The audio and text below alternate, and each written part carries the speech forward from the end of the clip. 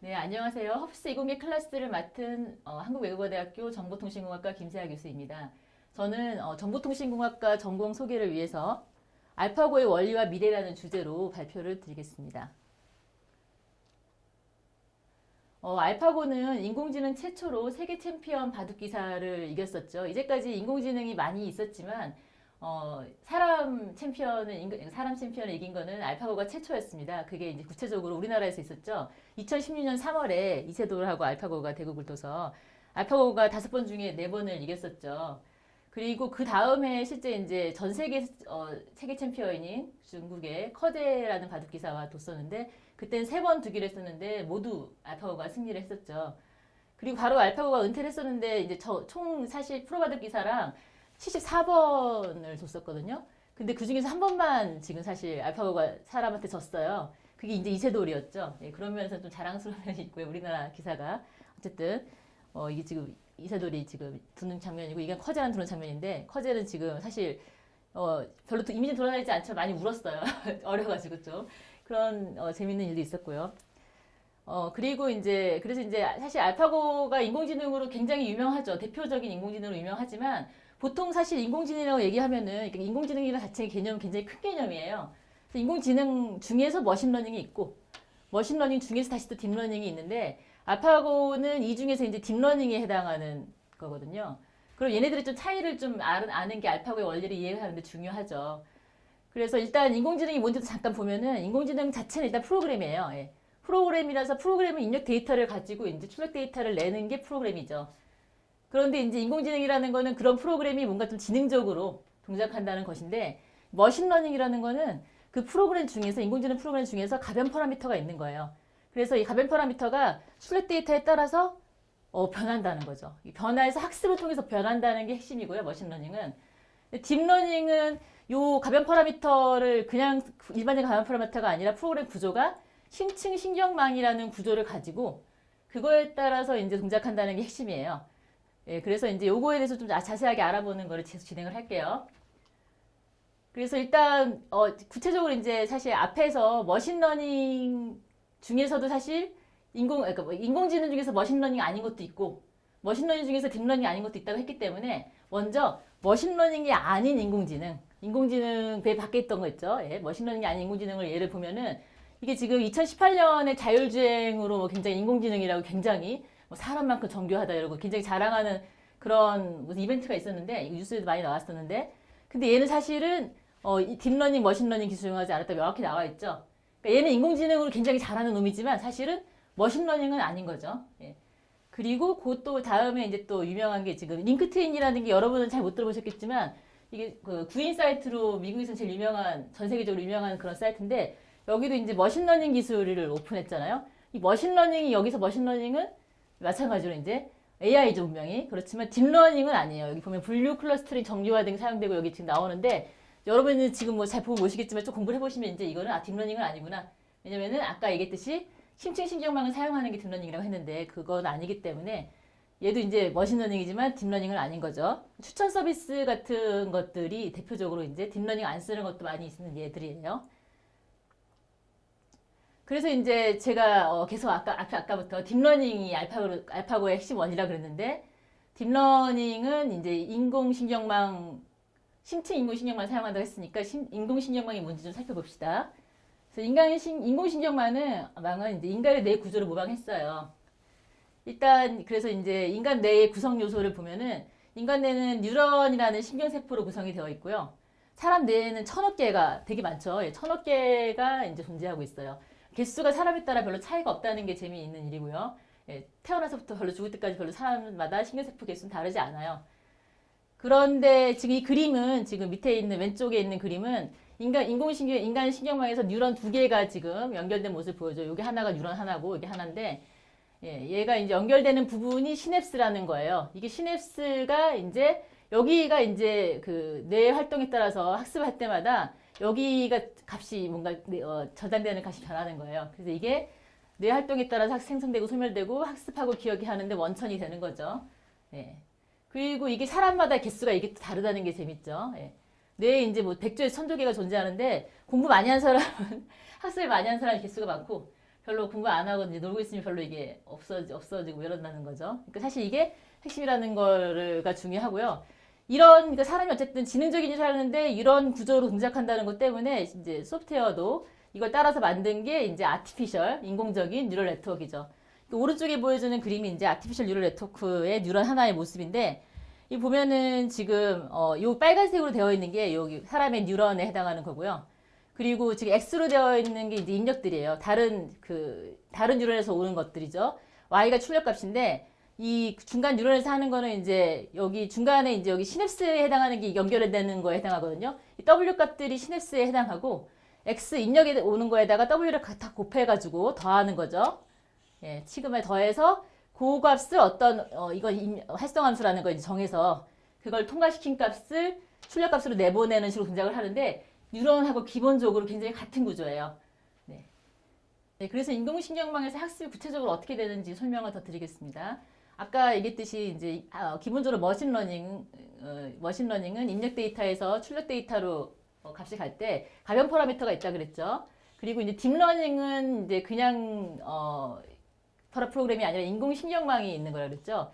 근데 가변 파라미터가 이제 여기서는 인공신경망에서는 W 값들이 되는 거죠. 이 W 값들. 얘가 이제 가변 파라미터로 명확하게 있는 거예요. 입력이나 출력 값들은 이미 정해져 계산에 따라 나오는 것들이고, 학습의 대상이 되는 건 이제 사람의 시냅스처럼 얘도 이제 W 값이 있는 거죠. 사실 아까 뉴런이 시냅스가 연결되고 안 되고 뭐 이러는 걸 사람마다 다르다고 했잖아요. 그러니까 이게 W 값이 0이라는 건 사실 연결이 안 되는 거나 마찬가지고, 이게 최대가 값이 이제 1로 가까워지면은 이게 연결이 많이 됐다는 뜻이겠죠. 예, 그런 식으로 이제 이거 학습을 시키는 건데, 결국 학습이라는 거는 이 W 값을 보정하는 건데, 출력 데이터에 따라서. 그걸 위해서는 이제 백워드 에러 프로퍼게이션이라는 기법을 써야 돼요. 사실 뭐 말 보면 좀 어려운 것 같지만, 백워드는 거꾸로 에러를 전파하는 거잖아요. 그러니까 출력 값이 원래 나온 거랑 원래 기대했던 거랑 뭐 다를 경우에 거기에 에러를 계산해서 에러 값에 따라서 이 W 값을 보정해 나가는 거죠. 델타라는 게 변화량이잖아요. 그래서 변화량 때문에 이제 그레디언트, 기울기죠. 디센트, 하강법이라는 걸 쓰는데, 미적분 계산이 간단하게 사실 여러분 지금 뭐 제가 이거 설명을 시간이 짧아서 할 수는 없지만, 미적분의 간단한 개념으로 사실 할 수 있는 고등학교 수학으로도 충분히 될 수 있는 그런 내용들이고요. 어쨌든 그래서 요 W 값을 요 에러가 최소화가 되도록 보정시켜 나가는 게 이제 학습하는 방법이에요. 그리고 지금 제가 계속 지금 인공신경만 얘기했는데, 딥러닝이라는 거는 딥 뉴럴 네트워크 써야 되거든요. 그래서 지금 그 개념을 설명을 더 드릴게요. 지금 보면은 제가 여기 난딥이랑 딥이랑 이렇게 두 가지 해놨죠. 그래서 사실 그냥 뉴럴 네트워크가 아니라 딥 뉴럴 네트워크라는 게 뭔지 명확히 이제 볼 필요가 있는데, 딥 뉴럴 네트워크 자체의 정의는 은닉계층이 2개 이상 있는 거라고 돼 있죠. 은닉계층이 뭐냐면은 뭐 기본적으로 이제 뉴럴 네트워크는 인풋이랑 아웃풋이랑 히든 레이어 이렇게 세 가지로 구성이 돼요. 예. 근데 히든 레이어가 얘는 지금 보면 1개가 있고 얘는 지금 3개가 있죠. 그 히든 레이어가 은닉계층인데, 예, 그래서 이게 지금 2개 이상 있으면 딥이에요. 1개만 있으면 이게 간단한 계산이고 2개 이상 있으면 좀 복잡한 비선형이 되거든요. 그래서 어쨌든 2개 이상 있는 게 딥이에요. 간단하죠, 여러분 은근히. 예. 네, 이제까지 알파고가 딥러닝 기반이라는 걸 설명드렸고요. 또 딥러닝만큼이나 중요한 알파고의 중요한 원리가 강화학습입니다. 강화학습이라는 용어는 별로 못 들어보셨을 텐데, 사실 지금 강화학습은 상용 제품으로 그렇게 많이 나와 있지 않고요. 주로 많이 쓰고 있는 거는 지도나 비지도 학습이 많습니다. 네, 지도나 비지도. 지도나 비지도가 실제 많이 쓰이는 거는 분류나 군집화이거든요. 분류는 어떤 문제냐면은 이게 개나 사람인지 구분하고 하는 거 있잖아요. 이게 고양인지 이런 거 구분하는데 쓸 때는 정답 알려주는 게 좋죠. 그러니까 정답 알려주면서 지도한다 그래서 지도학습이라고 이름을 붙였고요. 비지도학습은 지도가 전혀 없다는 뜻인데 사실 대비되는 개념으로서 그냥 출력 결과의 뭔가 특성을 비교해서 비슷한 것끼리 모으는 거예요. 그러니까 어떤 영화를 좋아하는 사람들은 비슷한 영화를 좋아하는 사람들이 많기 때문에 그 비슷한 영화끼리 분류를 하고 뭐 이런 것들이 이제 주로 비지도학습에서 많이 이루어지고 있고요. 지금 많이 쓰이고 있는 건데, 강화학습은 지금 사실 알파고에서 어떻게 하면 이길지, 어떻게 하는 게 이제 게임에 더 이길지 이런 걸 의사결정하는 데 쓰이는 건데, 지금은 아직까지는 알파고가 굉장히 성공했지만 많이 쓰이고 있지는 못해요. 그냥 어렵기 때문에 좀. 그리고 여기서의 특징은 이제 보상값이라는 게 핵심적인 건데, 보상이라는 거는 이게 결과적으로 내가 행한 행동이, 인공지능이 행한 행동이 얼마나 그 미래에 그 좋은 보상을 가져올까를 계산하는 거예요. 그래서 상태라는 개념이 중요한데, 여기 보면은 다 데이터 있지만 여기서는 이제 상태를 봐요. 현재 상태, 그다음 결과 상태를 봐서 이 상태가 얼마나 큰 보상을 가져오는지를 계산하는 거예요. 그래서 그 보상을 최대가 되게끔 이 퍼라미터 값을 보정하는 걸로 동작하는 게 강화학습입니다. 그 강화학습이 왜 중요하냐면 인간 지식 입력을 필요로 하지 않는다는 거거든요. 그러니까 기본적으로 인간 지식 입력이 필요하다는 거는 데이터를 엄청 많이 줘야 돼요. 그러니까 빅데이터가 필요한 거죠. 그게 되게 고통스럽고 시간과 노력이 많이 드는 건데, 강화학습은 기본적으로 빅데이터를 쓰지 않습니다. 예. 그러니까 인간 지식 입력이 필요 없는 거죠. 이게 여기 그림이 지금 강화학습의 기본 원리를 설명한 건데, 강화학습에서 핵심적인 용어들이 지금 다 나와 있어요. 그 강화학습에서는 그 인공지능 자체를 에이전트라고 불러요. 에이전트가 대행자라는 뜻이잖아요. 대신하는 거죠. 사람 대신 대신해주는 놈이에요. 그렇죠? AI 에이전트라고 부르고, 그리고 중요한 게 이제 환경을 모델링할 수 있어야 돼요. 환경을. 그 환경 자체가 어떤 상태를 명확한 이제 어떤 파라미터 값을 사진 상태로 모델링이 돼야 되고, 그리고 환경이 이게 이제 우리가 원하는 그 보상값을 내놓을 수 있어야 돼요. 보상값을 계산해 줄 수 있어야 돼요. 요거를 모델링을 잘 해주는 게 되게 중요하고요. 그래서 어떤 이 환경이 상태와 보상을 갖는 걸로 이제 우리가 입력을 받아서, 에이전트가 입력을 받아서, 에이전트가 그거에 따라서 결국 보상이 최대가 되게 액션을 취하는 거예요. 가능한 액션들이 있겠죠. 그런데 여기서 중요한 게 그냥 보상값이 아니라 총 보상값이라는 게 되게 중요해요. 총 보상값. 그러니까 당장의 눈앞의 보상이 중요한 게 아니라 결국 결과적으로 보상이 중요하죠. 그러니까 아까 알파고 생각하면은 당장 두는 수가 중요한 게 아니에요. 결과적으로 이겨야 되는 거잖아요. 그렇죠? 그래서 총보상값이라는 계열 계산하는 게 되게 중요해요. 예. 그래서 그 개념에 따라서 결국 강화습이 이제 발전해 왔는데, 그래서 결국 학습의 대상이 뭐냐? 아까 액션을 잘 취하는 게 중요하잖아요. 액션을 잘 취하기 위해서 필요한 개념이 정책이란 가치라는 개념이에요. 영어로 팔로시 또는 밸류라고, 가치는 밸류인데, 그러니까 이게 상태를 보고 액션을 취해야 되잖아요.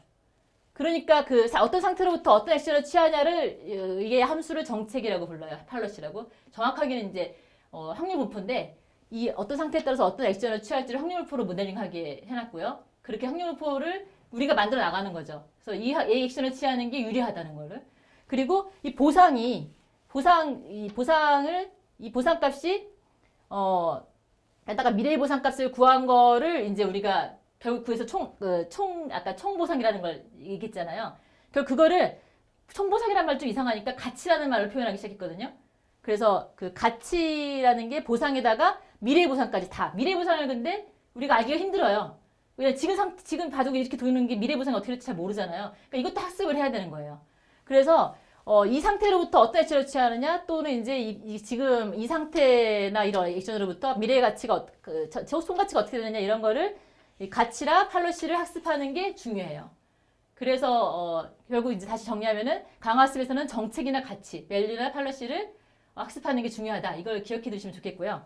그래서 지금 이제 알파고 논문을 이제 볼 수가 있어요. 이 정도까지도 알아도. 사실 알파고 논문이 뭐 네이처 논문인데, 네이처가 잡지예요, 여러분. 잡지니까 은근히 사실 대중을 위한 거이기 때문에 너무 두려움을 갖지 않고 볼 수도 있어요, 사실은. 예.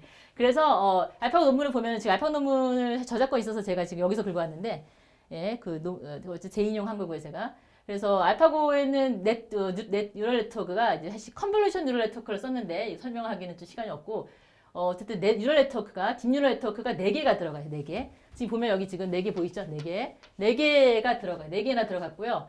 그 4개가 지금 보면은 여기 팔러시, 밸류 이렇게 보이시죠? 팔러시 네트워크가 3개, 밸류 네트워크가 1개가 있어요. 생긴 거는 팔러시 네트워크랑 밸류 네트워크가 다 각각 이렇게 이런 구조를 가지고 있고요. 그래서 지금 보면은 여기 보면은 지금 팔러시 네트워크가 하는 게, 여기 보면 그림에서 보면은 지금 여기 이 현재 상태가 이렇게 바둑을 뒀는데, 이 상태에서 다음에 어떤 수를 두는 게 유리할지 확률적으로 이렇게 나오는 거죠. 이 수가 제일 지금 숫자가 높죠? 이 수에 여기를 둬야겠다, 이런 생각을 하게 되는 거죠. 그리고 밸류 네트워크는 지금 다음에 그러면 지금 다시로 돼 있죠? S가 다시로 돼 있죠? S가 상태인데, 다음에 이제 이 수를 뒀을 때 그 상태가 어떤지 보는 거죠. 가치가. 이게 유리한 수냐 이거죠. 이게 총 가치가 결국 이길 만한 수인지를 이제 확률적으로 나타내는 거예요. 밸류를. 예. 그러니까 이게 결국 이제 마이너스라고 1로 모델링 하는데, 1에 가까우면 이기는 거고 마이너스에 가까우면 지는 거죠.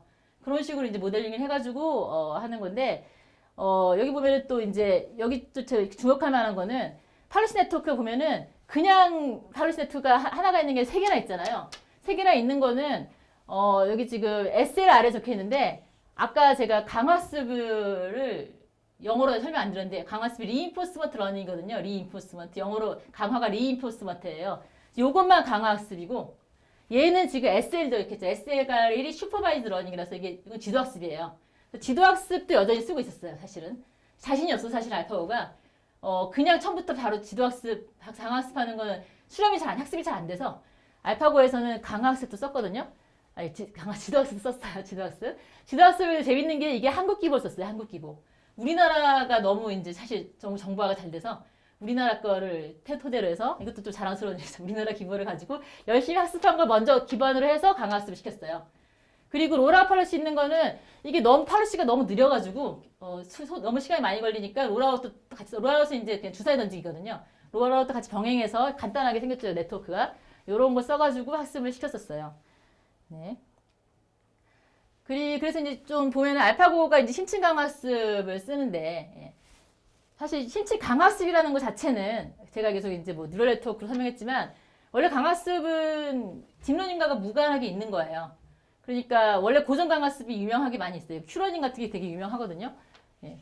그 큐러닝은 이제 그리드 워드라고 해서 미로찾기 여기서 일로 가야 되는데 여기 못 지나가고 할 때 어떻게 하면 빨리 잘 가실 것이냐 이런 거를 학습시키는 거는 뉴럴 네트워크 딥러닝 안식으로 잘 됐어요. 그래서 이게 유명했는데 Q값이라는 개념도 유명하고요. 그러니까 Q값은 특정 상태뿐만 아니라 특정 액션까지 같이 이제 고려해서 총 보상값을 계산하는 그 값을 V 대신 Q라고 불렀어요. 예, 뭐 이런 게 있는데 근데 이거는 이제 간단한 문제만 풀 수 있었는데 주로 뉴럴 네트워크 쓰면서 예, 알파고 같은 거 예, 굉장히 해결이 잘 되기 시작한 거죠. 여러분 이제 강화수 공부해야겠다 할 때 이제 그냥 잘못한다기보다 고정 강화수만 공부하는 건 또 바람직하지 않고요. 예, 공부 방법이 좀 중요하죠. 그래서 예. 알파고가 심층 강화학습이라는 걸 제가 강조했는데 사실 또 내용이 끝이 아니고 알파고가 모델 기반 심층 강화학습이라는 게 또 중요해요. 사실은 모델이라는 말 자체는 약간 좀 오해 여지가 있는데 사실 이거 전문 용어로 굳어진 걸로 제가 바꿀 수는 없지만 심층 강화학습이 크게 그러니까 심층 강화학습이 모델이 있는 것과 모델이 없는 것 두 가지로 이제 학계에서 나누고 있어요. 그 모델이라는 거는 제가 이제 이해하기 쉽게 여러분할 때 일부러 모델이라는 용어보다는 사실은 모의 실험 또는 이제 계획이라는 용어를 쓰는 게 더 바람직하다고 생각해요. 예. 사실 여기 지금 원래 이제 모델 없는 게 그럼 뭐냐? 알파고는 모델이 있는 건데 모델 없는 것 중에 유명한 게 지금 여러분이 관심 있는 학생들은 아마 봤을 것 같아요. 이게 지금 아타리 게임에서 사실 사람보다 잘하는 걸로 유명했거든요. 되게 이거 몇 시간 학습하고 나니까 사람보다 훨씬 더 지능적으로 굉장히 점수를 빠른 시간 안에 고득점을 낼 수 있었거든요. 얘는 이제 모델이 없는 걸로 아까 걔가 큐러닝 설명했는데 큐러닝을 써가지고 한 그런 대표적인 거였고 알파고는 이제 모델이 기반이라는 거죠. 근데 모델 기반 얘는 이제 이거 갖고는 DQM 가지고는 도저히 이제 바둑 같은 건 잘할 수 없었던 거죠. 그러니까 모델이 없는 가지고는 그러니까 시뮬레이션 없이는 뭔가 안 됐던 거죠. 바둑에서 그런 시뮬레이션 도대체 뭐냐? 그게 궁금하잖아요, 여러분. 그래서 제가 여기 갔다 왔는데 사실 이건 이제 트리 검색이 핵심인데, 그러니까 여기 지금 논문 자체가, 그 알파고 논문 자체가 트리 서치를 기반으로 했다는 말이 나와요. 근데 이제 트리 서치 요 내용 설명하는 건 사실, 좀 시간이 많이 걸려서, 제가 근데 보여드리기만 할게요, 그냥. 일단, 궁금하시면 이제 대학교에서 배우시고, 모델 기반이라는 거는 시뮬레이션을 해야 되는데, 시뮬레이션을 이런 트리를 가지고 한다. 이거를 이제 반복적으로 해서, 뭔가, 아까 그 아타리 게임에서는 이런 게 없었는데, 알파고에서는 이런 걸 해서 되게 잘했다는 걸로 이해하시면 될 것 같아요. 우리가 여러 가지 파라미터 값 쓰고 이 정도로 하고 넘어가겠습니다. 네. 그리고 이제 제가 알파고의 미래라고 원래 논문 조목을 정했잖아요. 사실 뭘 염두에 둔 거였냐면 알파고의 후속 연구를 염두에 둔 거였어요. 후속 연구. 그러니까 알파고가 끝이 아니고 사실은 그 뒤에 알파고 제로, 알파 제로, 무제로 이런 계속 나왔어요. 무제로는 이거 재밌는 게 이게 보시면 2020년 12월이잖아요. 얼마 안 됐죠, 여러분, 그렇죠?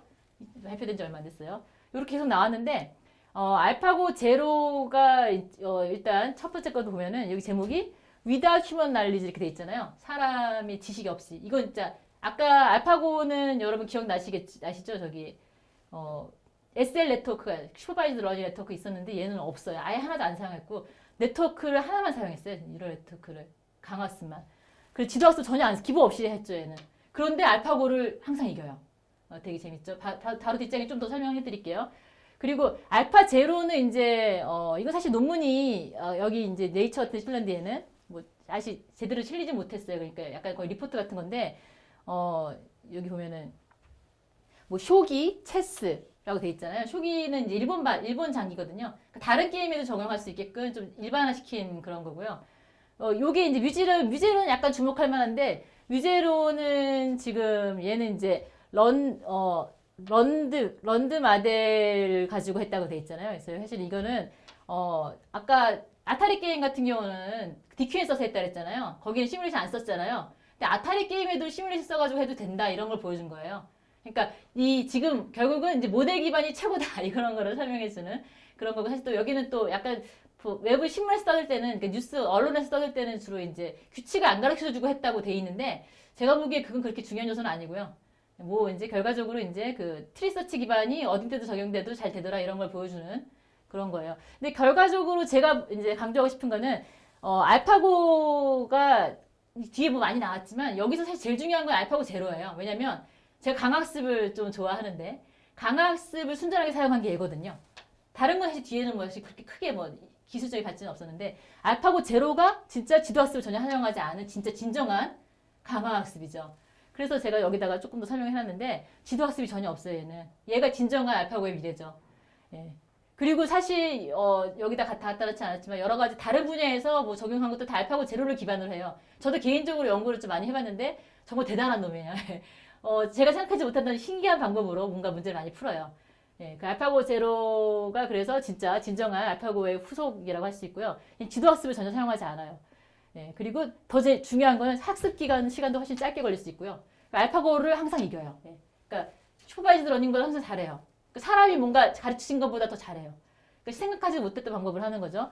그리고 그러니까 여기 아까는 알파고에는 롤아웃이 있었거든요. 간단하게 뭐 주사위 던지는 거. 그런 것도 없어요. 예, 롤아웃도 사용하지 않고 MCTS를 그리고 아까 사실 강조 제가 안 했지만 아까 알파고는 시뮬레이션 하는 게 실제 이제 학습한 걸 가지고 플레이할 때만 썼었는데 알파고 제로는 학습에도 사용했어요. 이게 뭔지 여러분 잘 이해는 안 되시겠지만 원래 학습에 사용하지 않았었거든요. 알파고에서는. 근데 얘는 학습에 사용했는데 그걸 이제 시행이라 그러는데 학습된 거 갖고 쓰는 거. 알파고에서는 시행에서만 그 트리서치 썼어 시뮬레이션을. 근데 여기는 학습에 썼어요. 이게 핵심적인 거예요, 사실은. 제가 생각하기에는 얘가 이제 MCTS를 학습에 사용했다는 게 핵심적인 거고 여러분도 만약에 강학습 제대로 하려고 그러면은 이런 식으로 하는 게 바람직하고요. 그리고 인공신경망이 아까 뭐 4개 썼었잖아요, 알파고는. 얘는 1개밖에 안 썼어요. 1개밖에 안 쓰는데 대신에 이제 헤드를 2개로 나눠가지고 팔로시랑 밸류가 다 튀어나오게 해놨어요. 예, 그렇게 했고 은닉 캐칭이 아까 제가 설명 안 했지만 뭐 거기는 13개, 14개밖에 없었는데 여기는 79개나 썼었거든요. 79개나 쓰면 사실 이렇게 히든 레이어가 너무 많으면 사실 학습이 잘 안 되는 경향이 심했는데 그걸 해결하는 좋은 방법도 있었어요. 사실은 레지드 네트워크라고 여기는 안 나오지만 그것도 이제 다른 유명한 사실은 그것도 지도학습에서도 잘 된 거였어요. 그걸 가지고 와서 여러 가지 이제 기존 연구를 많이 갖고 와서 쓴 거죠. 예, 그래서 뭐 어쨌든 이런 식으로 구조가 돼 있어서 알파고 제로가 굉장히 좋은 성능을 냈어요. 네, 그래서 이제 우리가 인공지능이 이렇게 발전한 시대에서 어떻게 이제 살아갈 것인가 그런 데서 약간 고민할 필요가 있는데 기본적으로 이제 여기 진로 수업이니까 직종이 어떤 직종이 이제 유명하고 어떤 직종이 쇠퇴할지 좀 고민해 볼 필요가 있죠. 기본적으로 이제 인공지능이 너무 쉽게 잘하는 거는 당연히 사람이 사람을 대체하겠죠. 그래서 매뉴얼 기반으로 하는 거, 그러니까 상담원이나 운송업자 이런 거. 사실 지금 우리나라 택배 기사 너무 가로로도 이제 문제가 되고 있는데 사실 저기 미국의 그 아마존 같은 건 지금 다 분류를 사람이 안 하고 있거든요. 분류 작업도 그렇고 다 기계가 하고 있죠. 지금 사실 벌써 그것도 인공지능이에요. 사실은 그 생산 직종도 많이 지금 거의 스마트 팩토리라고 해서 거의 인공지능으로 변하고 있죠. 그리고 지식 분석이라 전달하는 쪽도 이제 간단한 지식이라 분석이라 전달하는 것은 거의 아직 우리나라 약간 이거 느린 편인데 진짜 상담도 지금 미국 같은 경우에 거의 다 이제 사람이 직접 하지 않고 인공지능이 많이 하고 있어요. 그래서 이쪽 분야가 좀 당연히 쇠퇴할 것으로 보이고요. 그리고 유망한 직종은 수학 통계학 이런 쪽이죠. 예. 아무래도 그 소프트웨어공학 데이터 사이언스 이런 쪽이 당연히 관련된 쪽으로 발전할 것 같고요. 그리고 이제 이런 환경에서 이제 우리가 또 조심해야 되고 신경 써야 될 거는 사회윤리적인 문제들이죠. 특히 이제 자유산사 무기 시스템 같은 것들, 그 무기 같은 거에 대해서 법제화하는 것들을 막는 노력들을 여러분이 많이 하셔야 될 것 같고, 그리고 너무 이제 빅데이터 때문에 그 데이터를 함부로 빼가는 경향이 많기 때문에 그런 거에 대해서도 여러분이 좀 경각심을 가질 필요가 있습니다. 그리고 우리가 이제 어떤 역량을 키울 것이냐 교육 쪽에서도 본다면은 인간인만이 할 수 있는 것들에 대해서 창의적인 거 그리고 또 이제 공감, 사회 능력 같은 것들에 대해서 더 이제 우리가 잘하겠다는 그런 생각을 하고 있습니다. 네, 그러면 이제까지 알파고 설명을 드렸는데 이런 알파고와 같은 정보통신 기술을 공부하려면은 어떤 대학 전공이 필요한지 설명드리겠습니다. 먼저 정보통신공학, 제가 있는 정보통신공학과가 당연히 적합한 과고요. 여기서 이제 신호처리, 데이터 관리 알고리즘 같은 걸 기반으로 해서 인공지능 기술을 공부할 수가 있습니다. 그리고 이제 소프트웨어와 하드웨어 측면이 다 중요한데 인공지능에서도 소프트웨어에서는 컴퓨터공학과, 하드웨어는 전자공학과가 특화되어 있습니다. 그리고 통계학 수학 알고리즘, 통계학 수학에서는 이제 기본적인 밑바닥의 알고리즘 같은 것을 하는데 굉장히 유용하고요. 네, 그래서 이런 대학 전공을 기반으로 좀 더 깊이 들어가기 위해서는 대학원 전공이 반드시 필요합니다. 대학원 전공도 다양하게 있는데 여기 또 인베리 시스템 같은 경우는 이제 IoT나 센서 같은 기술들이 이제 인공지능과 밀접하게 연결되기 때문에 또 이런 것들도 공부할 수가 있습니다. 또 회사도 지금 제가 정보통신 관련된 회사들을 잔뜩 적어놨는데 사실 지금은 정보통신 기술이 안 쓰이는 회사가 거의 없습니다. 뭐 식료품 회사, 또 패션 회사, 뭐 보험, 뭐 어떤 분야를 막론하고 나서도 정부도 마찬가지고 공공기관까지도 전부 정보통신 기술이 쓰이고 있기 때문에 또 인공지능 기술도 쓰이고 있기 때문에 어떤 분야를 가시더라도 어떤 회사를 가더라도 정보통신 기술이 되게 유용할 것으로 생각됩니다. 지금까지 헙스 이공계 클래스 정보통신공학과 진로특강이었습니다. 네, 여러분 들어주셔서 감사합니다.